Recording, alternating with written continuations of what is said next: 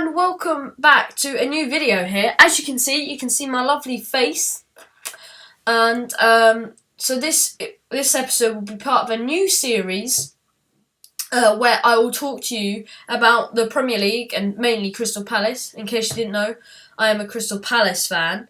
So this series will be like Premier League roundup and what I think will happen in the future, in the next year and stuff. Now this series will go on for the rest of this season, and then over the summer holidays I'll do like weekly. This will be every Sundays I'll upload this video, and over the summer I'll do transfer roundup, and then obviously I'll carry it on next season. So yesterday we played Norwich, and we won 1-0, and it was the first win since the 19th of December, which is just not on. I mean, thankfully we're on 37 points, and I'm pretty sure we are safe now. And we've got Everton and Newcastle also coming up in the next couple of months, and they're very winnable games.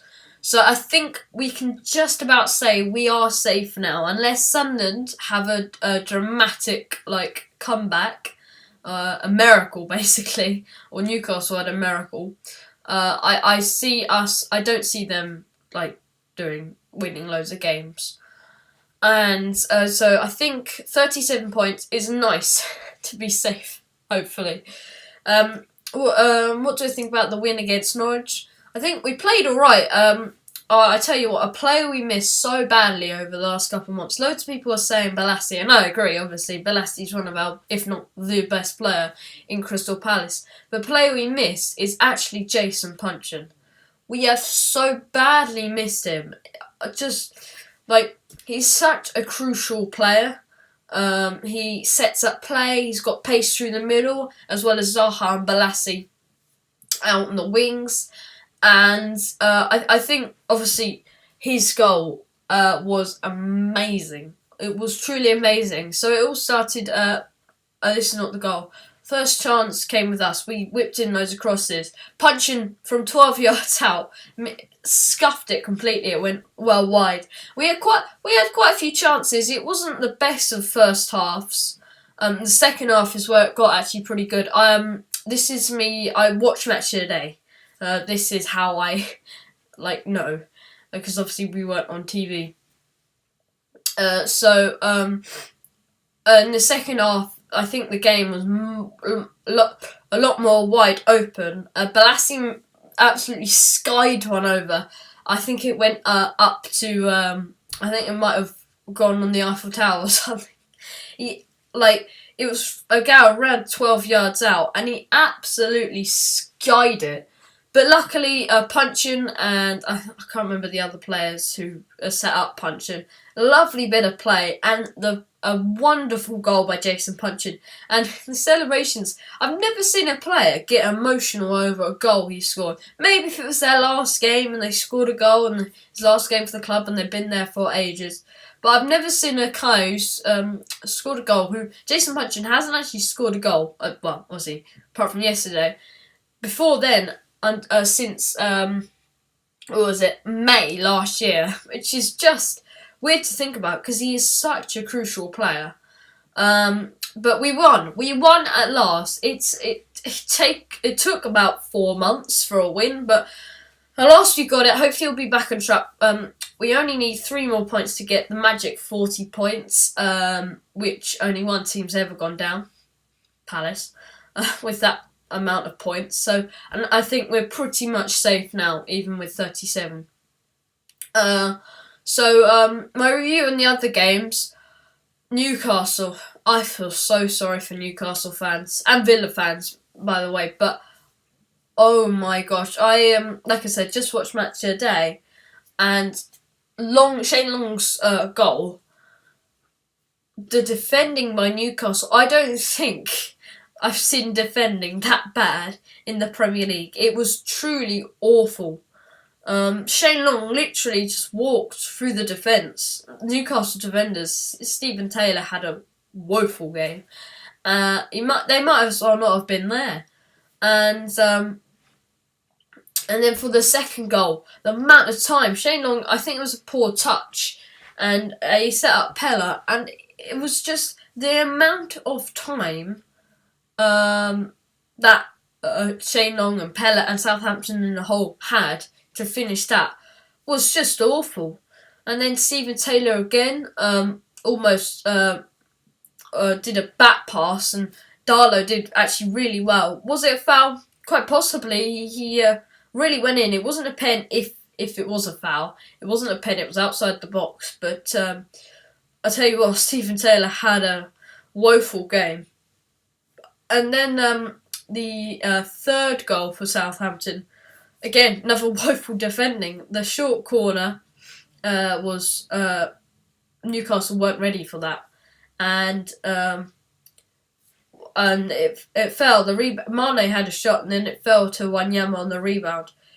You can't leave that much space in your box. It took a deflection off Jamal Lascelles, and honestly, I watched Masterback's reaction to that, and he said that Lascelles and Mbemba should be the back pairing when Newcastle in the Championship. And yeah, I know they're not officially in the Championship. Villa aren't officially in the Championship yet, but I think most Newcastle and obviously Villa fans can agree that they'll be in the Championship next season. There's no hope for that. Well, definitely no hope for Villa, and I see no hope for Newcastle. So that was that, and I tell you what, Newcastle's consolation there, Townsend is such a good player. He really is. Like, if we didn't have Zaha or anything, if Zaha or Balassi went to another club, which is still very possible, I think we should sign Townsend.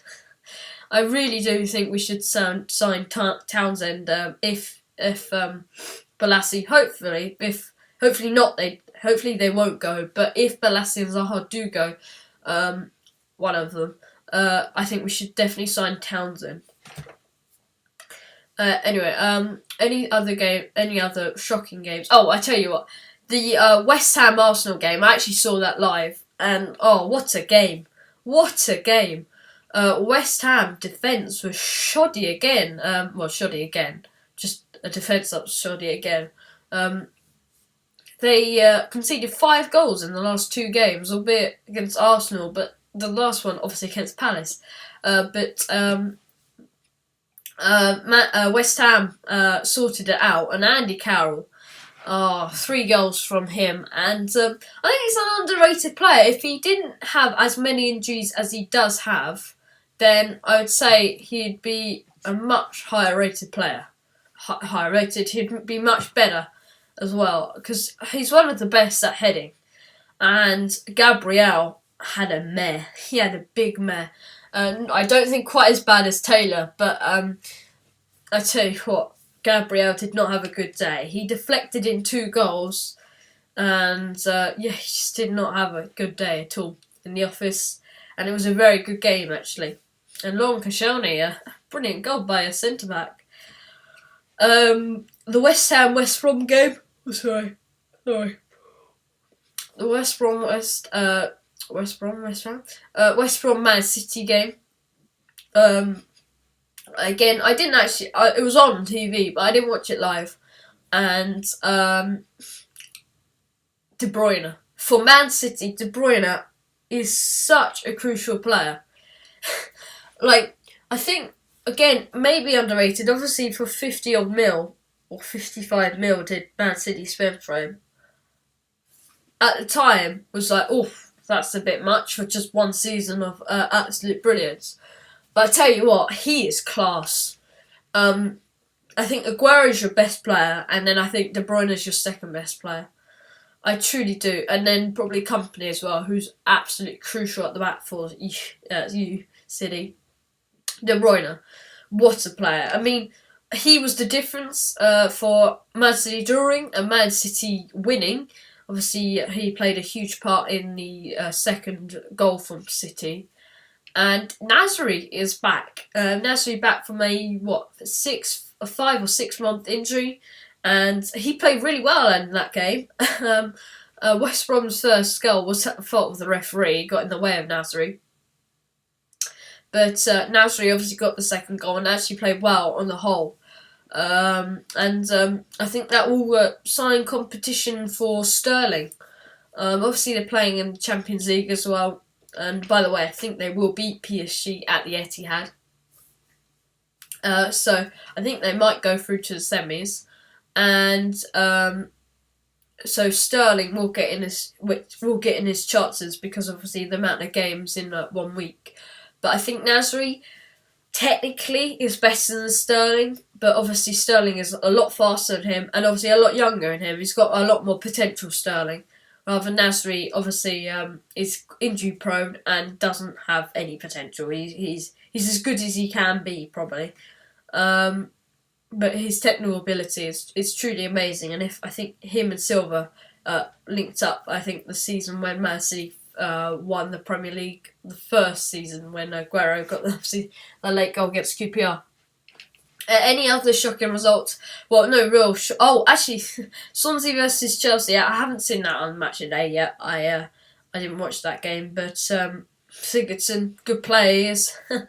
And Hiddink's first loss as Chelsea manager in the Premier League, and against Swansea of all teams, which you believe. So that's quite shocking. But I rate Gussie Hiddink. I think he's a good manager, and his times at Chelsea, his 2 spells at Chelsea, have been very good. And to be honest, I guess it's him, because I don't see why they shouldn't extend his contract. I don't get why they're getting Conte instead of just keeping with him. I knew it was, when he first joined, it was only for a year, but he's done so well. Why get a new manager? Shouldn't you just offer him a contract? Anyway, Villa lost to Bournemouth. Villa, one of their 3 wins was against Bournemouth. The first game of the season was 1-0. Bournemouth getting some revenge, 2-1. And I tell you what, the atmosphere at Villa, and I'm with you guys. If I was a Villa fan, I don't know what it would be like. If I was a Villa fan, I would be so angry. I would be so angry. Villa are down, and they're down without even a fight. 16 points in 33 games, or 32 or 33 games. Can't remember now. 33 games, I think. That is just awful. You're getting less than 0.5 points per game.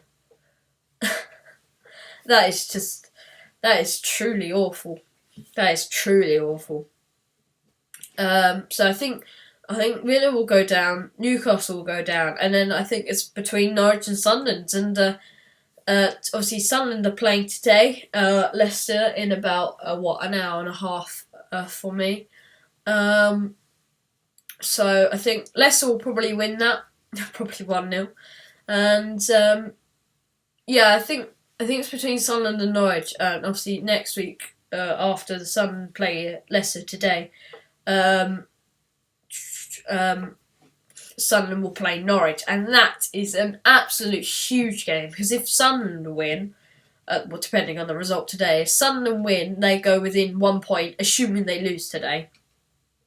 If Norwich win, then I think Sunderland will be down. That's as simple as that. So thank you for watching. There will be a Hunger Games episode later today, and there might be a Football Manager video on my second channel, DJ Plays FM. But thank you for watching. This is a new series. It's like Premier League reactions and stuff.